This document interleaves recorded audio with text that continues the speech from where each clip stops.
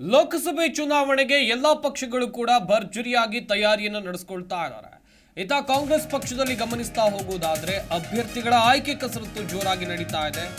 ಲೋಕಸಭೆ ಅಭ್ಯರ್ಥಿಗಳ ಆಯ್ಕೆ screening committee ಸಭೆಯನ್ನ ನಡೆಸಲಾಗಿದೆ.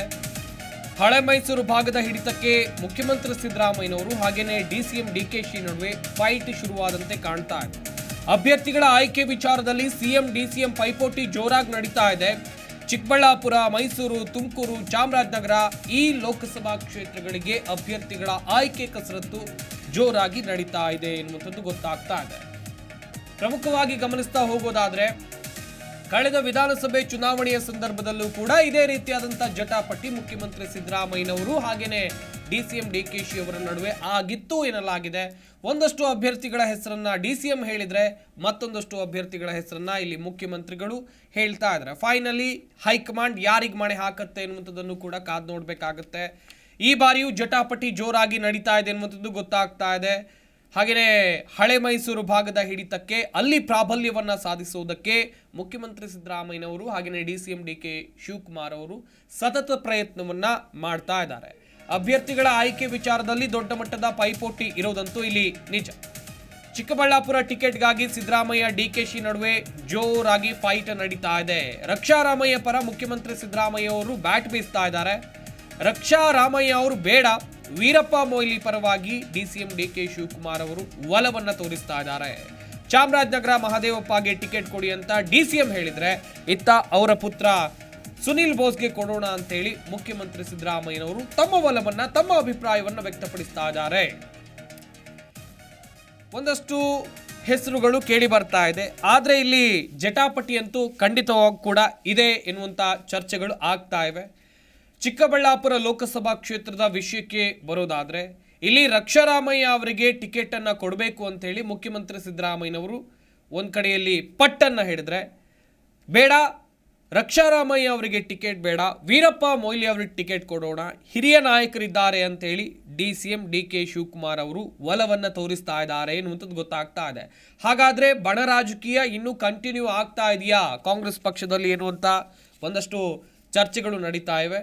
ಹಾಗೆಯೇ ಚಾಮರಾಜನಗರ ವಿಷಯಕ್ಕೆ ಬರೋದಾದ್ರೆ ಚಾಮರಾಜನಗರದಲ್ಲಿ ಮಹದೇವಪ್ಪಗೆ ಟಿಕೆಟ್ ಕೊಡಿ ಅಂತೇಳಿ ಡಿಸಿಎಂ ಹೇಳಿದ್ರೆ ಇಲ್ಲ ಅವ್ರ ಪುತ್ರ ಸುನಿಲ್ ಬೋಸ್ಗೆ ಕೊಡೋಣ ಅಂತ ಮುಖ್ಯಮಂತ್ರಿಗಳು ಹೇಳ್ತಾ ಇದ್ದಾರೆ.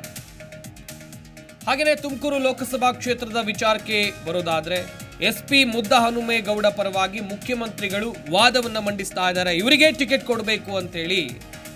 ಆದ್ರೆ ಡಿಸಿಎಂ ಡಿಕೆ ಶಿವಕುಮಾರ್ ಅವರ ಒಲವು ಯಾರ ಕಡೆ ಇದೆ ಅಂತ ನೋಡ್ತಾ ಹೋಗುವುದಾದ್ರೆ ಮಾಜಿ ಶಾಸಕ ಡಿಸಿ ಗೌರಿಶಂಕರ್ ಪರವಾಗಿ ಡಿಸಿಎಂ ಡಿಕೆ ಶಿವಕುಮಾರ್ ಅವರು ದೊಡ್ಡ ಮಟ್ಟದ ಲಾಭಿಯನ್ನ ನಡೆಸ್ತಾ ಇದ್ದಾರೆ. ಇನ್ನು ಪ್ರಮುಖವಾಗಿ ಮೈಸೂರು ಕೊಡಗು ಲೋಕಸಭಾ ಕ್ಷೇತ್ರದಲ್ಲಿ ಎನ್ ಲಕ್ಷ್ಮಣ್ ಪರವಾಗಿ ಸಿದ್ದರಾಮಯ್ಯನವರು ಒಲವನ್ನ ತೋರಿಸಿದ್ರೆ ಇನ್ನೊಂದು ಕಡೆಯಲ್ಲಿ ಡಿಸಿಎಂ ಡಿಕೆ ಶಿವಕುಮಾರ್ ಅವರು ತಮ್ಮ ಸಂಬಂಧಿ ಸುಶ್ರುತ್ ಗೌಡ ಪರವಾಗಿ ಬ್ಯಾಟ್ ಬೀಸ್ತಾ ಇದ್ದಾರೆ. ಹಾಗಾದ್ರೆ ಇಲ್ಲಿ ಬಣ ರಾಜಕೀಯ ಕಂಟಿನ್ಯೂ ಆಗ್ತಾ ಇದೆಯಾ ಕಾಂಗ್ರೆಸ್ ಪಕ್ಷದಲ್ಲಿ ಎನ್ನುವಂತ ಒಂದಷ್ಟು ಪ್ರಶ್ನೆಗಳು ಸಾಮಾನ್ಯವಾಗಿ ಹುಟ್ಟಿಕೊಳ್ತಾ ಇದೆ. ಅದು ವಿಧಾನಸಭೆ ಚುನಾವಣೆಯಿಂದ ಹಿಡಿದು ಮುಖ್ಯಮಂತ್ರಿಗಳ ಆಯ್ಕೆ ಪ್ರಕ್ರಿಯೆ, ಈಗ ಲೋಕಸಭೆ ಚುನಾವಣೆ, ಇಲ್ಲೂ ಕೂಡ ಇದೇ ವಿಷಯ ಮುನ್ನೆಲೆಗೆ ಬರ್ತಾ ಇದೆ. ಏನಂತ ಹೇಳಿದ್ರೆ ಕಾಂಗ್ರೆಸ್ ಪಕ್ಷದಲ್ಲಿ ಬಣ ರಾಜಕೀಯ ಇದೆ. ಒಂದ್ ಕಡೆಯಲ್ಲಿ ಮುಖ್ಯಮಂತ್ರಿ ಸಿದ್ದರಾಮಯ್ಯನವರ ಬಣ ಒಂದು ಸಪರೇಟ್ ಆಗಿದೆ, ಹಾಗೇನೆ ಡಿಸಿಎಂ ಡಿಕೆ ಶಿವಕುಮಾರ್ ಅವರ ಬಣ ಇದೆ.